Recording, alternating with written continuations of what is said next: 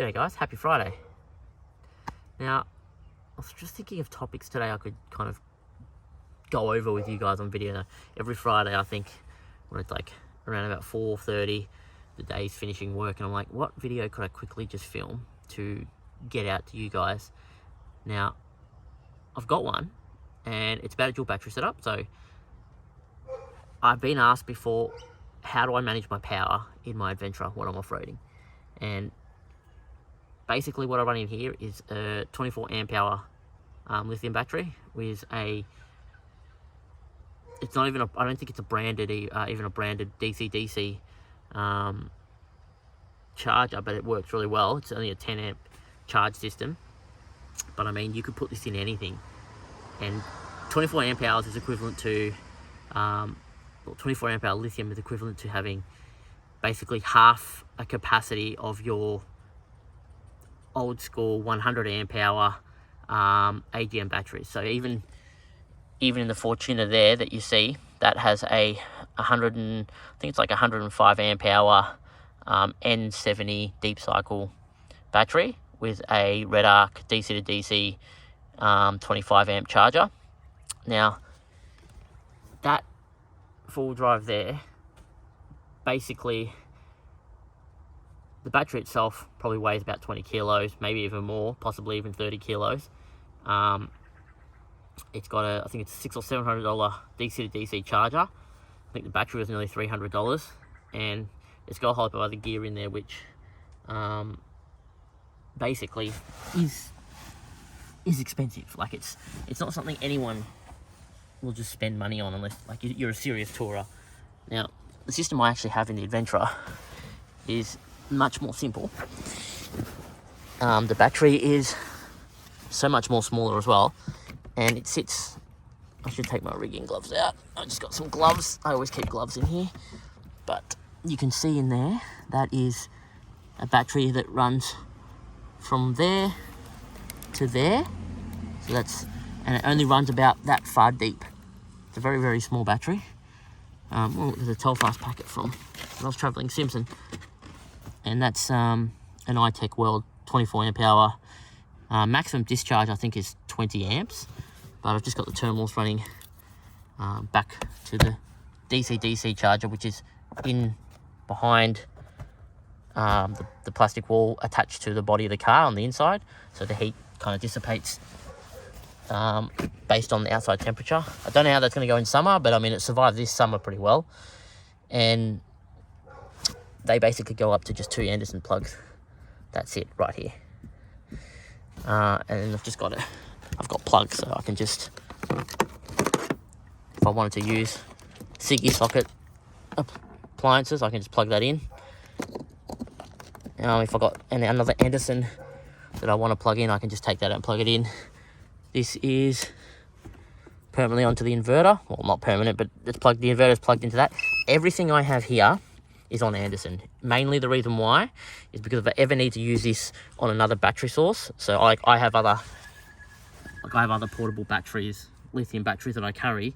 If I want to plug my inverter into a power box or something, I can just then literally unplug this, put it onto an extension lead, an Anderson extension, and then plug it to my power box. Or if I wanted to unplug this and run an extension cord to the Fortuner's battery, I could do that as well. So that's the reason why everything of mine's always terminated to an Anderson. Now, this is a 700 watt, which is going to be a lot more higher amp than this battery can actually discharge at. But these are pretty smart. They'll actually stop you from pulling too many amps if it can't do it. So I'm still mindful of it, and I only use this at about 300 watts max anyway for my usage.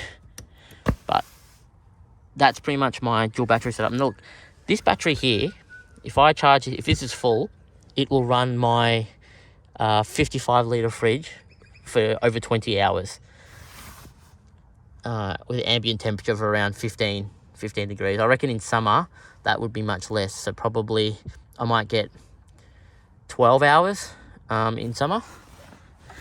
But anyway, that's hooked to a gauge so I can see what the battery's at. It's not 100% at the moment, as you can probably tell. It's been sitting, car hasn't been running, so it hasn't been charging. And the auxiliary's hooked to my lights, my ambient lights that I have in the car when I'm sleeping. So, and on this side, I have my main car battery. So this circuit is a 20 amp circuit, runs back to the front of the car, and it just it provides just Siggy socket power here for if I'm using my electric blanket, which I have under here.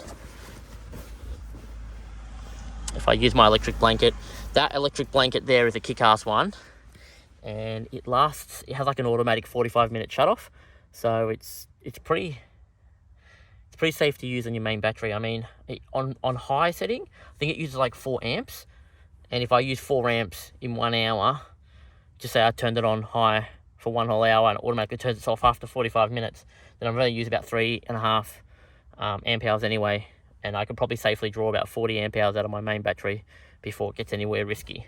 And in case anyway, I always carry a jump start kit anyway, one of the lithium jump start kits. So, but my main purpose is I've been trying to survive on the 25 amp hour lithium, or the 24 amp hour lithium if you want to say that, and my main battery here for other appliances. So I think about my load balance when I'm camping.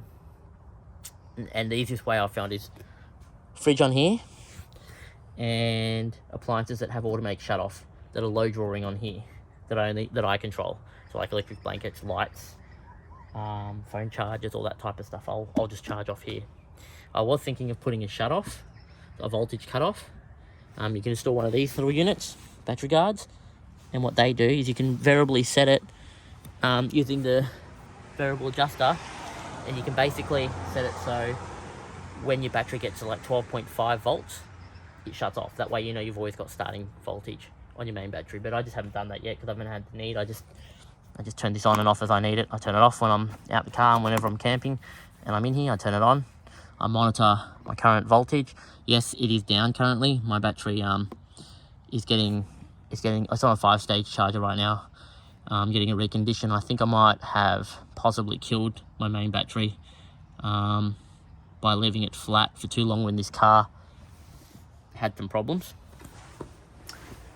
But I won't actually know about that for a little bit. I'll leave that to do its thing today. Actually, without here putting that on the 5-stage charger, which is how I figured that out. But anyway, let's talk about buying this setup. I mean, I think I spent just over $200 for the battery, $50 from Jaycar for these adapters. That there is a $40 thing off iTech World. I'll have to check these prices. I'm just trying to memory guess.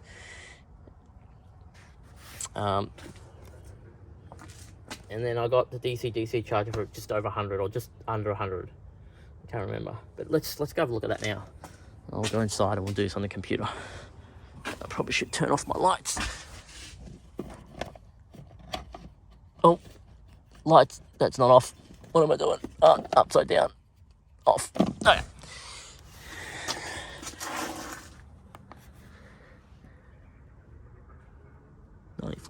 That'll be fine. That'll charge because technically, while the car's charging, once the car goes into 13 volt range, it'll trigger that to start charging it. Okay.